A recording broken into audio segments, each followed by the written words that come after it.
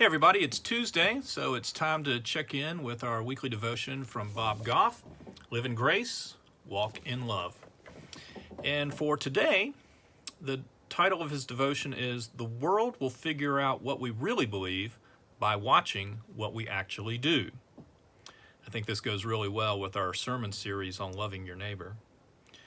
He quotes John chapter 13, verse 35. By this, everyone will know that you are my disciples, if you love one another.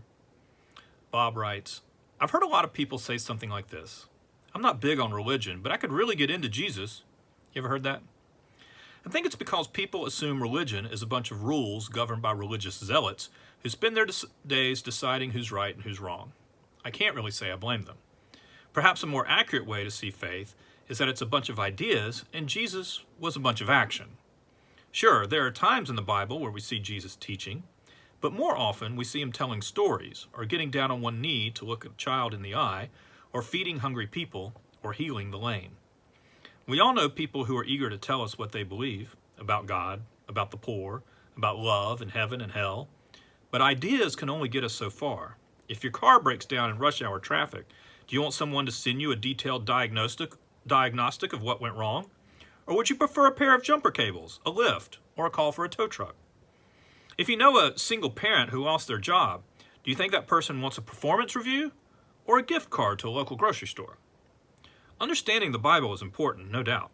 I spend loads of time discovering the truths in its pages, but the moment we chase knowledge at the expense of loving others, we've missed the point of Scripture.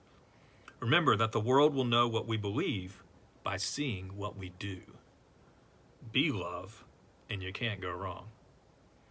Our question for today, what will you do for someone today that demonstrates God's love? Again, that goes in great with our 30-day challenge of trying to do a random act of kindness for someone who isn't expecting it.